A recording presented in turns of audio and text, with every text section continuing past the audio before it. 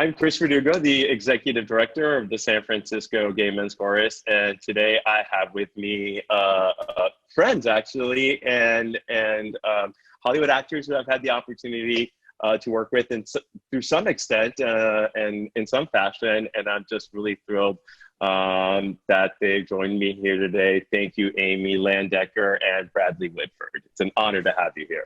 Good to see you, Great Chris. to be here. I think that is Thank you. By the way.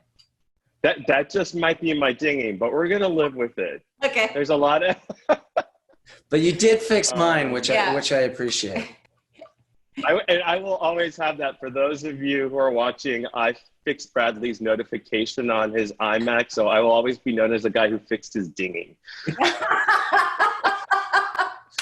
Absolutely. Well played. Oh, goodness. It was my first time, and it was amazing. This is going off the rails so early. You walked him through it with so much patience and gentleness. It really, thank you. When did you learn how to sing, girl? I can't sing.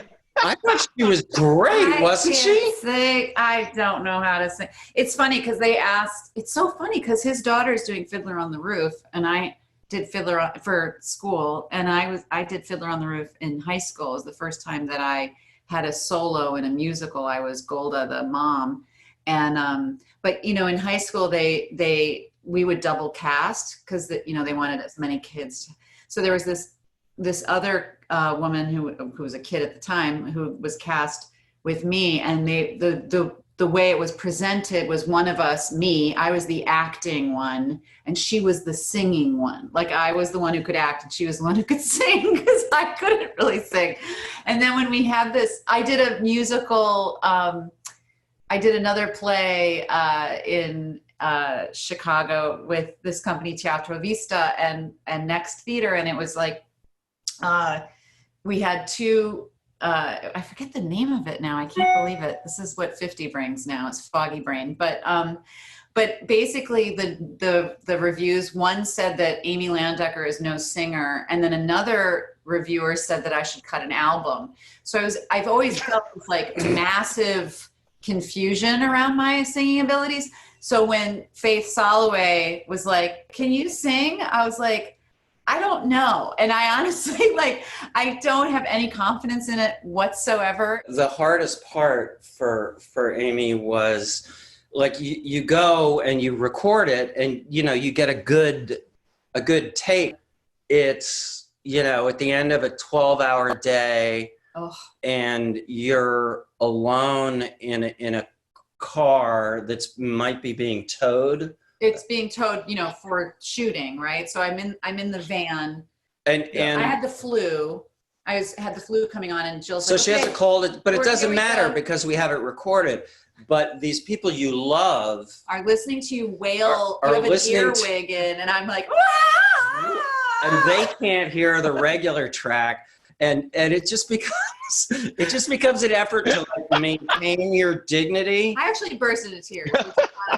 You sounded really good to me. Thank you. And she did. They didn't auto-tune, I will say that. We might have taken a bunch of different Awesome. But that is us. Yeah.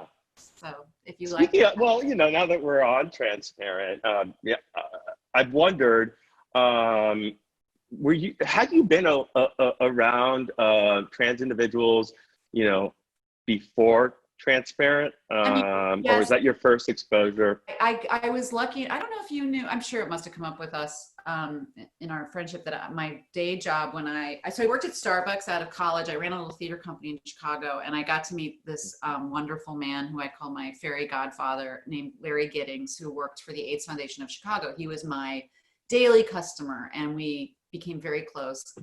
And he offered me a job fundraising with him. So I got to quit, this coffee job and go do something that felt very meaningful and useful. And in that community, there was obviously some access to the trans community, but it was such a totally other level when we started Transparent. And I feel like even culturally, there was so much more separation. I mean, there was such low awareness at the time, and there was such I mean, I also knew Alexandra Billings from Chicago, who is a, you know, very well-known trans actress. I love her. She came out really early as HIV positive, and she was trans, and she was this huge deal in Chicago. I mean, she was like amazing beloved human being. So I had a friend, but it wasn't, but it was, what was so beautiful about that experience was like, and well, he is a trans nephew, but what was so beautiful about that experience was like these worlds that I feel like in the trans people that I became friends with would even say there was a lot of wariness on their part. That's a generalization. Obviously I'm speaking in generalizations, but like, you know, there was so much unbelievable, like bigotry and vitriol and misunderstanding that they were very self-protected. And so it was like this really cool opportunity creatively. I think at the time we had the most trans people working for the amount that worked for Transparent was second in trans employment only to the military at the time, which is extraordinarily sad as well that would be true, yeah. But that was the way it was. And so anyway, it was a level of access that changed my life. It's always an interesting question of who gets to tell the story. Right. And as an actor, you know, obviously there's swaths of humanity who have never had the opportunity, you know, not only representation, but the opportunity for representation. And the need for people to tell their own stories is really important to me. There is a little quadrant that I hesitate to even say out loud that I want Shakespeare to be allowed to write Portia in Merchant of Venice, even though he's not a woman. As an actor and as you know, a little bit of a writer, you want freedom to tell stories, but I totally understand that the need, especially initially, for these stories to be told by people who own them. And I think Jill had permission to. I did too. It was their family. Yeah. And what you did with Transparent, I mean, you busted down a door and allowed us all to have a conversation. There was, you know, it was just really all of a sudden we're having conversations that we may not necessarily know how to have. It was bold of Netflix. It was bold of Jill. It was bold of the entire cast and crew. And Orange is the New Black and Laverne and other representation that you know, started to move it open. Yep. And I think what Jill got to do, and the reason that Transparent was so explosive, is that it was now the trans character was at the center, was the protagonist.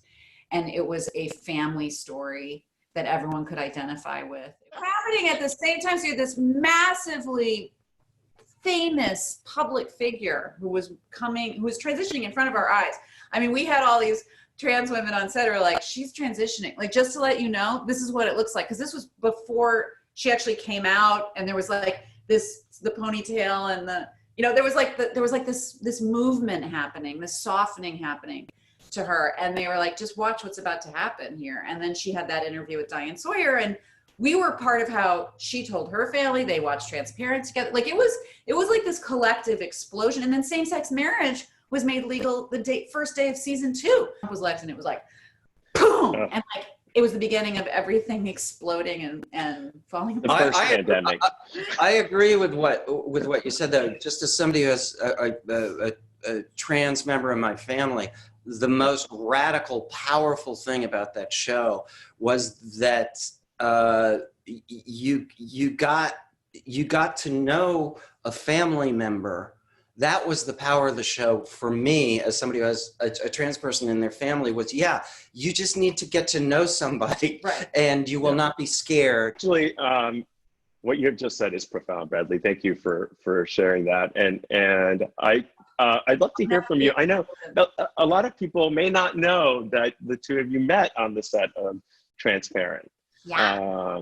Well, he doesn't remember that. I mean, I very much remember being at the table read.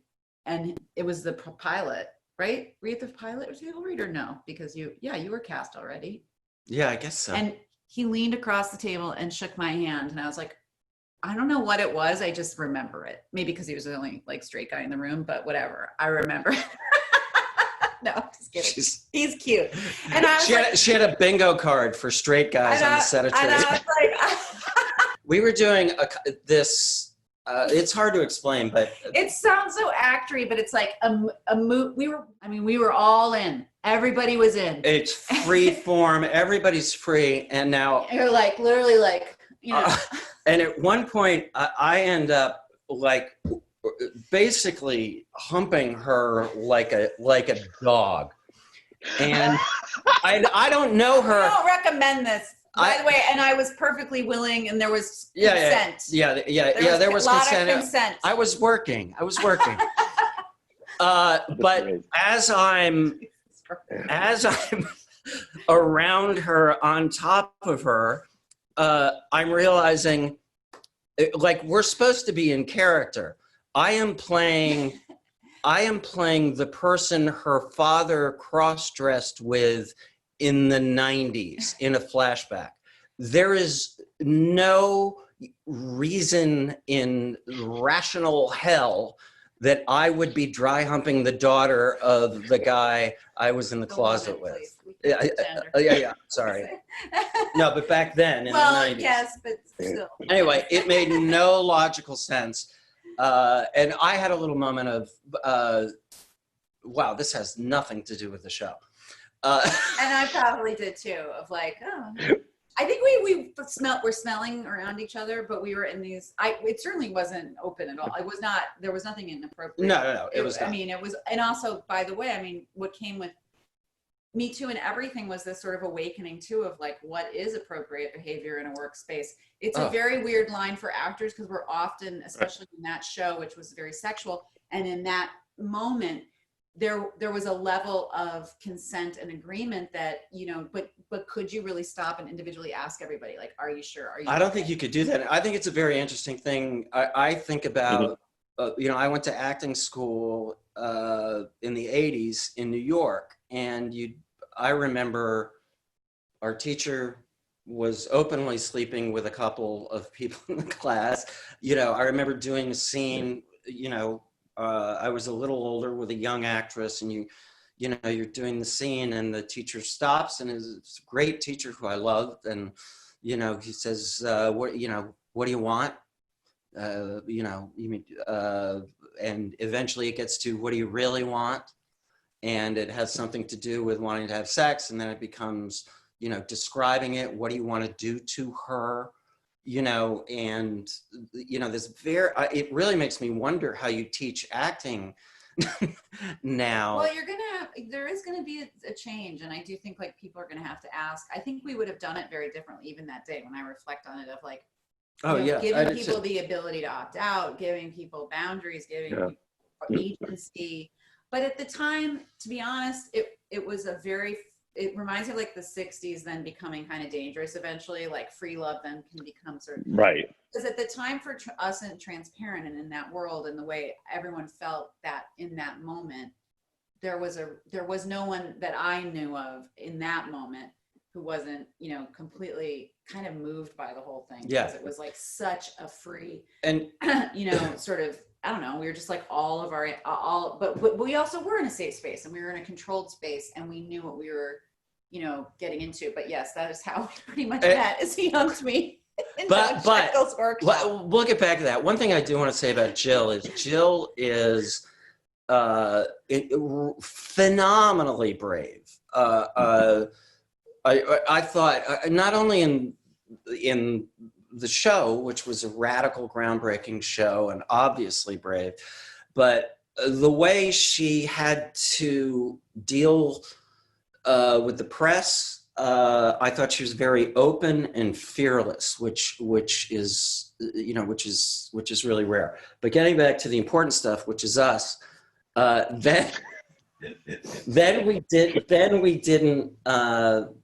go out at all. We didn't go out. I actually kind of thought he was a bit of a douche. And I've said that he's very, you know how like he gets cast a lot as kind of dickheads because he has this like swagger, which I interpreted as you're a douche. Great. Good to know that's the message going out. That's yeah. Well, that. Yeah. Oh, yeah. No, it doesn't make me insecure. You were married right after you had a little appearance on The Handmaid's Tale, right? If I recall correctly. You mean? Yes. Yeah. Yeah. We shot that in the fall. It might have aired then. Yeah, that's when it aired. Yeah. Well, yeah. For me, it's only. Yeah. It previous time it came together. Yeah. He wrote a little tweet. His announcement was that in an unjustifiable plot twist. Sorry. Twat twist. Honey, don't talk about my personal life. I went in and auditioned for Handmaid's Tale. Now, I've heard that this was urban legend, so this might not be true, but I heard that the producers approved me, sent it to Lizzie, and she said, that is true. You know, that's Bradley's wife. And they didn't, the producers who approved me for the part didn't know, or I was Bradley's girlfriend at the time. Current lover. And what was really amazing for me was that I was a massive Handmaid's Tale fan. Like, it was one of those shows I was truly invested in. When he got cast, he hadn't even seen it yet. So he watched. When I was up, I was like, you're in the most extraordinary show. And so we go to the huge party on the end of season 2. They have this huge screening in LA with thousands of people. And we see the whole finale of season 2 where and spoilers, turn down your volume if you don't hear this, but he drops Lizzie off and she doesn't go to Canada. She decides to stay. And there was this huge uproar about it. But this whole scene takes place in this, remote road in the middle of the night. So I get cast in season 3, first episode. So I get to be there when they're shooting the pickup of that scene. So now I go from fan who's totally going nuts over the plot. Now I'm literally in the back seat of the car of the commander because I'm just Amy and just hanging out on set. And it's freezing. Cold. It's 3:00 in the morning and the crew does not know why I am still there. I've been there for hours. It's such a big fan. They're like, why is Bradley's wife and I'm just literally hiding in the back of the car so the camera can't see me. And Lizzie Lizzie at the end of the scene has to jump in the car. She has to jump in the car, but we didn't. Right. We just didn't think it through. So she jumps in the car and she sees me, and without missing a beat, she just puts her head down on my lap because she's supposed to be hiding from, the bad guys. And they were like, cut. And we just burst out laughing. I was like, I'm so sorry. I didn't realize you were cut. She's like, it's okay. And I was like, this is the greatest fan moment in the world, though. I am in a virtual reality of Handmaid's Tale with, June in my lap. In the commander's. It was awesome. It's interesting, Bradley, because on West Wing, you play this sort of moral authority, and then shift over to The Handmaid's Tale in the role of Commander Lawrence, and you have issues that you struggle with. We get to see you struggle with some of those issues, and I think by far you're the most human of the commanders. I love that show so much. I could talk about how Lizzie boggles my mind as an actress, but as a producer and as a sweet human being. I mean, but that part is really one of the most interesting parts I've ever had, and it has something to do with the fact that he is in play. He's not static. I always say that, talking about acting is like dancing about architecture. It's you can do it all day, but it's really pretentious. But at the risk of doing that, I've never quite understood a character that it's not about narrowing it down to what the character is, but for some reason, the way they're writing this, all the options are open. So he's sort of constantly in play. It's a fascinating experience, incredibly sweet crew. I have to say, I always say this, but the funniest thing to me, the crew, we shoot in Toronto. They are stereotypically, genetically the sweetest human beings on earth, the Canadians. So it's this very sweet, set. And then you'll hear, but the material is so brutal. So you'll hear the AD go, okay, I don't want to rush you, but I think we should get the nooses on the girls. You know, so it's just like, you just burst out. It is such a weird set. They're very happy on that set. And people, but also. I think you have to be. I think you have otherwise, to be. yeah, you right? Saying that for months and months and months. I'm reading the Testaments now. I haven't read it yet, which is crazy. Yeah, it's good. I'm about 2/3, and I vacillate between reading it and then going on hikes and listening to like an hour of it. And the best part is that Aunt Lydia in the in the audio recording. So I feel like I just I just dropped right back into that. Jesus. Yeah, she's an amazing person. I love her, and I highly recommend it. I love what Margaret Atwood has done with with both The Handmaid's Tale and now The Testaments. I think, and I always say, I think people will say to me, you go from West Wing. As a reflection of the culture to this, are we living in the Gilead? And the answer, of course, is no, we're not. But one thing that show gets right, that we need to be aware of, which Atwood has been aware of, since the 80s when Handmaids came out, is that misogyny is at the reptilian brainstem of right-wing ideology. It's not a bug. It's absolutely the feature. And you can see the way it plays out in reproductive rights, in all sorts of ways, in white nationalist movements. And it's definitely something to be aware of. Thank you. It's just, when I started watching The Handmaid's Tale, I looked at the first season. I was like, wow, this is really out there. I'm glad that this could really not ever be the reality. And then I watched season 2 and I went, I'm starting to feel different.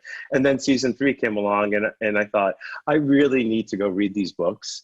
And really, this is frightening. And everything that is in there is happening somewhere. It might not be happening in this country, but she is, we went to the UN last year. They consult with the UN every year, the writers, to find out what atrocities are going on in the world. And that is, and Margaret, for sure, everything that she, enslaving women to have babies, having no rights of where you go, not being able to drive, not being able to, that's all happening. Right. And I think what we're feeling in this country is, we have felt this incredible level of growth and freedom and advancement. And I think why people are going, when there was all this reproductive rights stuff going on recently, with, even if you've been, excuse me, this is dark, but, raped by your father, we're going to force you to have the baby. You go, this is very close to Handmaid's Tale in this country. If you're going to tell me that legally I am bound to do that. And obviously all these other things of truth, like lies, misrepresentation. I mean, even what's going on with COVID now in these two camps of reality, it's terrifying when you start to see our rights, being chipped away, our humanity being chipped away, our logic, our truth being chipped away. It's very scary. It's really upsetting. Bruce is very cognizant of the show has gotten criticism for being sort of almost rape porn. I mean, it's and he is very, very careful to keep. There's nothing in the show, whether it's the hooded hangings of innocent young women that is not happening in places of the world. Right. So he's very careful not to be exploitive, but to get the truth out there. And a warning shot. It's phenomenal to me. My mother, I was a late child. My mother was in her mid 40s. My mother was 6 years old before women could vote. This country is particularly blind to its. Bradley, you were nice enough almost a decade ago, I think actually even more, to be part of a production that the Gay Men's Chorus of Los Angeles produced. It was the 10th anniversary of 10th anniversary of Matthew Shepard's death, and Moises Kaufman, Tectonic Theater Company, wrote an epilogue. And for one night across America, hundreds of theaters performed the Laramie Project and epilogue. And you were part of that production. And I was speaking with the director of that show just a few days ago, Lisa Reinhardt. She's a good friend of mine. And she said, I remember Bradley wasn't able to make it to a couple of the rehearsals, and then he shows up that day, and I looked at him, I said, do you have this? Do you know it? And he said, I've got it. I'm just going to play it really gay. That's so his humor. So his humor. I'm just going to do a big stereotype at the Laramie Project. Yeah.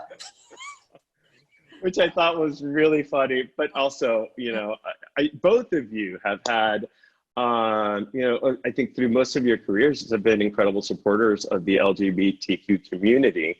And first of all, I want to, thank you for that, and on behalf of the community. But I also I feel like you're part of our community, right? I mean, that's the role you've sort of taken on. So I want you each to speak of, the role of art during this time.